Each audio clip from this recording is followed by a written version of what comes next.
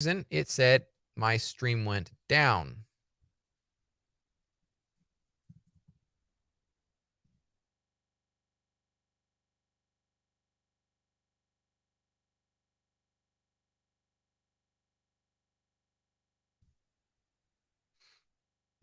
Okay.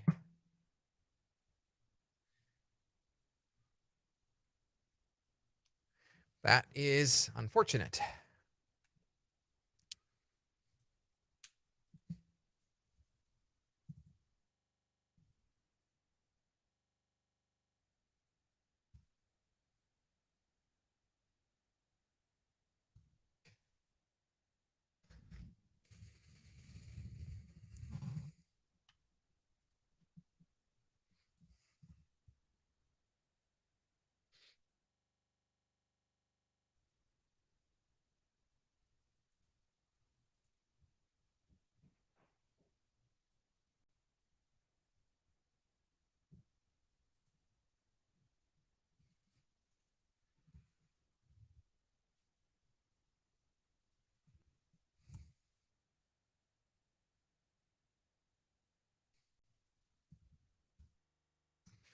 Maybe we're back up now. Okay. Sorry about this. This is insane. All right. So what we were talking about, I was trying to talk about, was how to formulate this stupidly long layout tree into something that works. So basically, I set a breakpoint here, and this is what I find is usually works easiest. JS layout, and so basically just drop down through this list here to find this rate or this information, step config, shipping, etc. For shipping email, yeah, etc. Shipping email, and then you can copy value as let's see here, or copy path. Excuse me. So I right click and hit copy path. It was kind of cut off at the bottom there, and we can do JS. All right, here we go. Basically sets the entire value right here, and we can then add whatever values we want to the end of this. Now, remember how I showed you earlier that there was a emails property in there? Well, that emails property exists because of this value that I set right here. Countries property exists because of this country's value I set right there. That's all there is to it. Obviously, you could create entire components in this process. You could delete components, and that's what this layout processor is designed to do. That's literally all there is to customizing components. The power is entirely in your hand, and you can do whatever you want to do with it. So modifying data is fairly simpler with the layout processor interface. Continuing on, how do we get data from other components? This one will seem like one of the more challenging and tricky segments, but I don't think it has to be. So let's see what it takes in order to get data from other components or pass data to other components. Now, the first thing is we have to understand about this observable or reactive variables. This is a different concept than we probably almost ever talk about in PHP. I think there's some idea, a little bit of it in some cases, but not really. The idea is that instead of acting like, okay, let me back up. In PHP and JavaScript, values are scalar values are passed or are not passed by reference. So basically, if I say, name equals Joseph, and then I pass name into a method, well, we basically have a new instance of Joseph. It's basically copied. The string Joseph is copied, or the same for numbers and Boolean.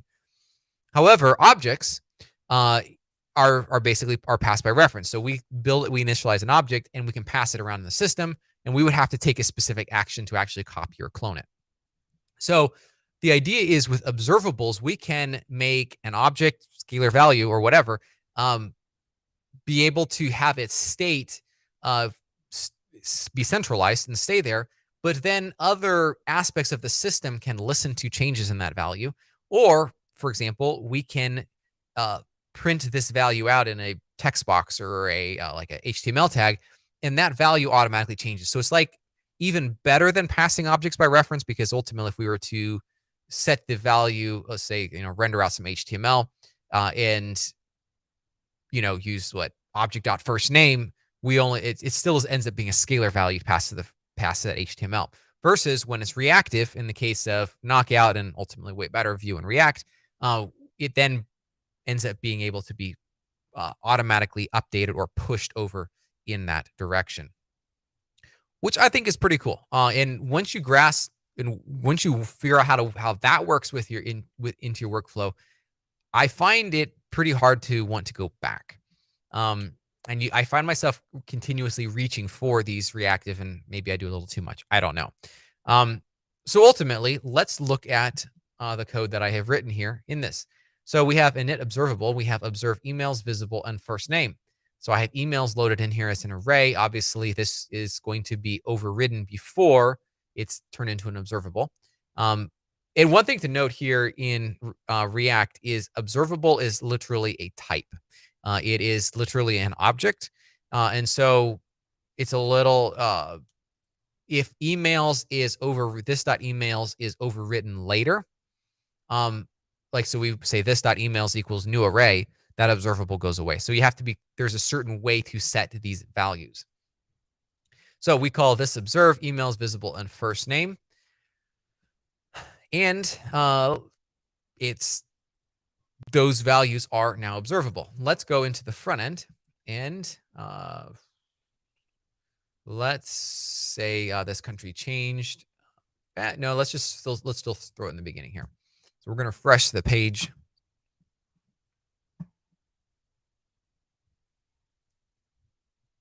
And by the way, a really quick plug for Den.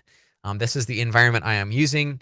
We have basically made it a fork of the Warden environment, which is the most popular Magento development environment out there. We've made a fork of that and have invested a tremendous amount, ultimately, of money in making sure this is a fast, very reliable environment. It's super fast on Mac, on the M1 chips, or those the ARM chips. So yeah, I love it. I use it all the time, and I'm really grateful for Navarre, Wukash, their hard work in maintaining this and making it such a great platform. Okay, so let's keeping in the spirit of this, let's jump back into here. We have this, and we see our emails is a type of observable. So we could ultimately set this dot emails is equal to an array, and that's going to take away the observable properties. But we have emails. We can get that. We have this dot emails. Again, pretty simple. So we can also do this dot emails dot push Joseph1 at Swift Otter. By the way, there's just no secret about my email address. So so we can see that we pushed another email into this list. Again, pretty simple. Okay, so moving on.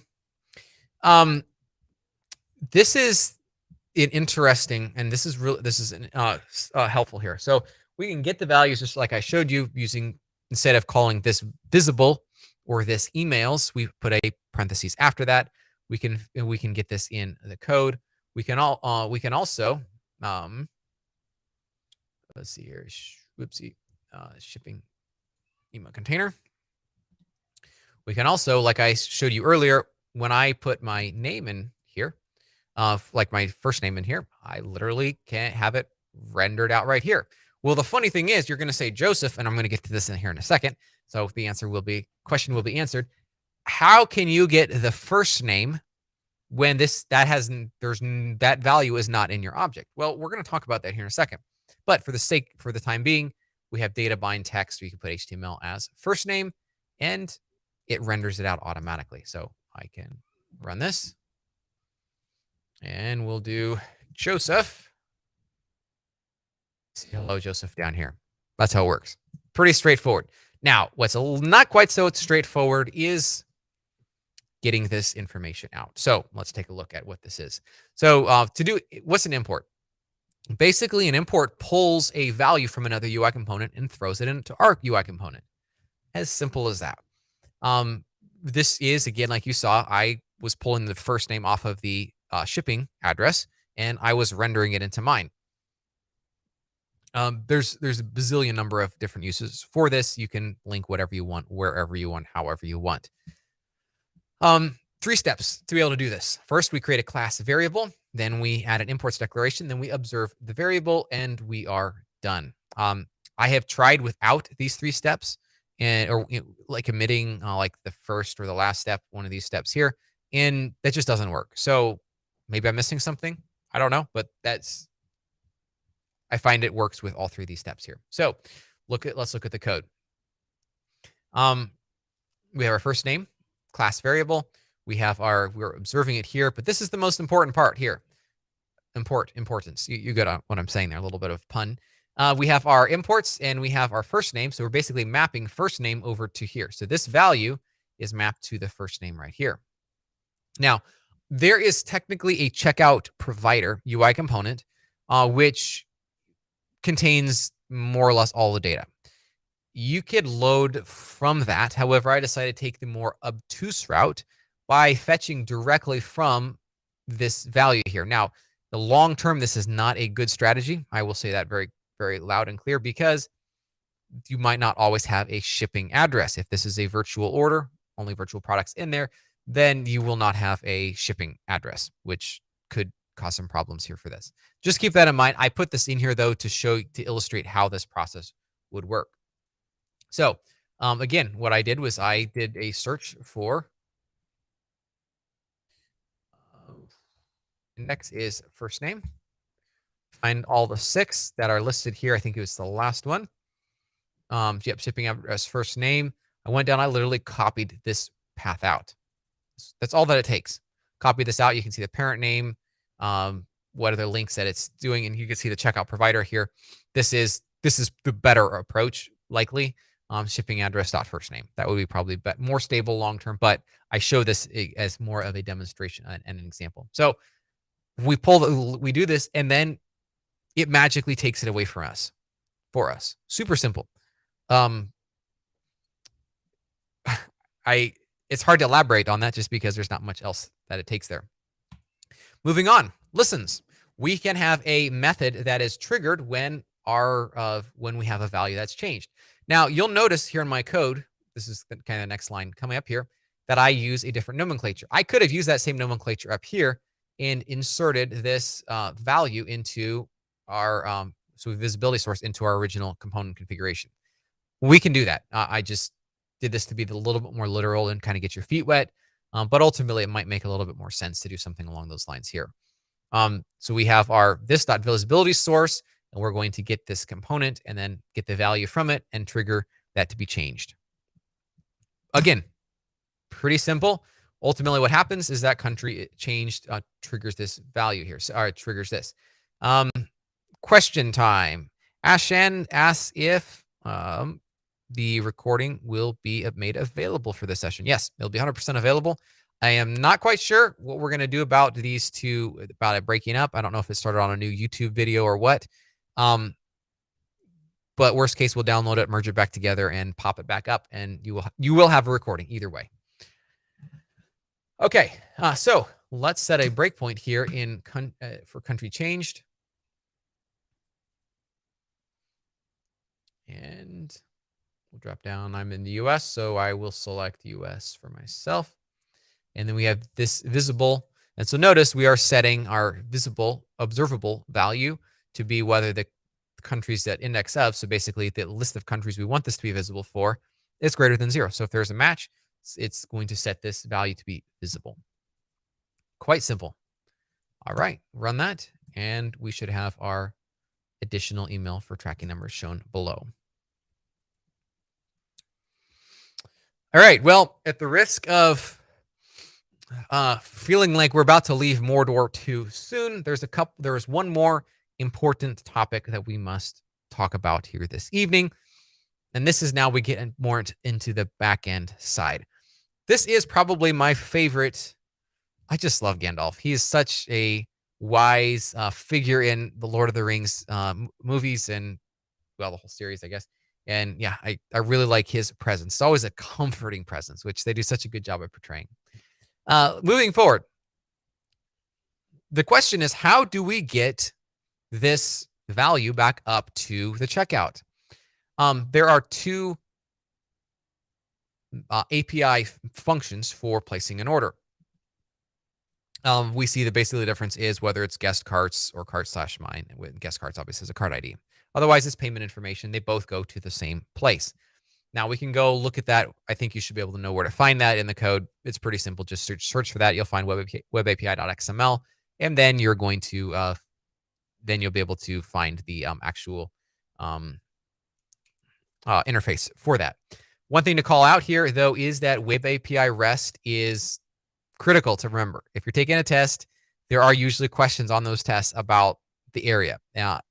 In relation to placing an order, it is as a REST method. Now, you'll notice in my code here, let's see here, right here, that we have payload.extension attributes. Payload.extension attributes as shipping email. Extension attributes are accessible to us to extend the API, and I hope that you take advantage of this. Extension attributes, one cool feature of this is more on the admin side or other areas. You can limit extension attributes from being returned based off of how, based off of permissions, which is a really helpful feature here. So extension attributes, we have our, in our code, we have our add email. We are adding in, we're setting these extension attribute values.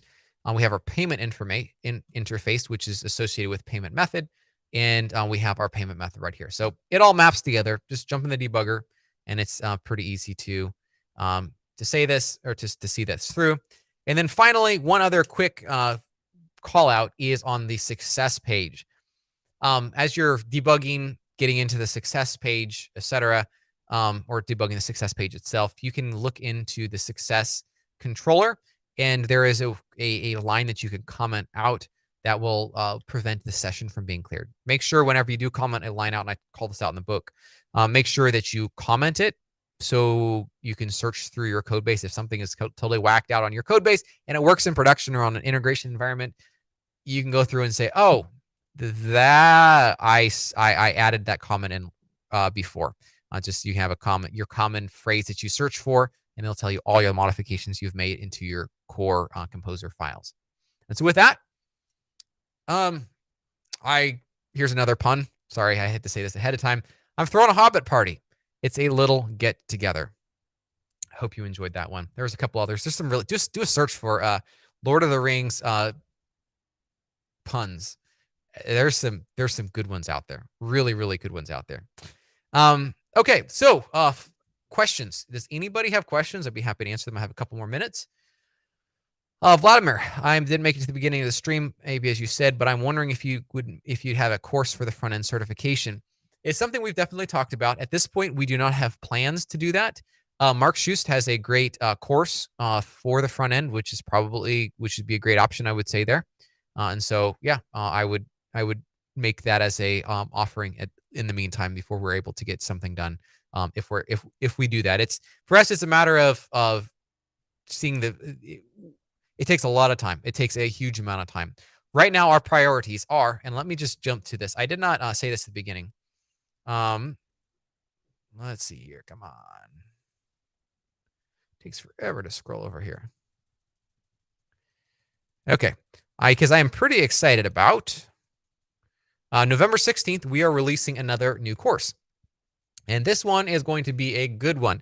But it's going to be departure. So we already had one departure from this, and that is the Art of E-commerce Debugging course. But we have another departure from this, and you're going to see more departures from this. There is somebody who's just absolutely brilliant who is working on helping me build courses. So he puts in like all the thought, all the work into this, and we work together a little bit, but he is absolutely brilliant, has a phenomenal agency background. He has done a huge amount of like consulting, worked at several very high profile agencies. And as such, he is a great resource to have on the team here. I'm incredibly lucky to be able to work with him. Name is Chris Nanninga. And his first, he built out the professional developer course, which is a fantastic course. Helped me finish up expert developer, which is another tremendous course. But now we are going to be releasing a new course on November 16th for GraphQL.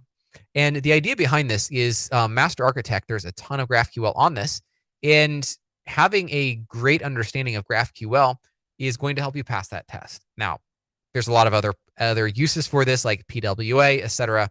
GraphQL is not going away. In fact, it's going to only become more useful, more popular, and more important. So we have a course coming out on November 16th about this, and I'm really, really excited about that. So we have more coming out.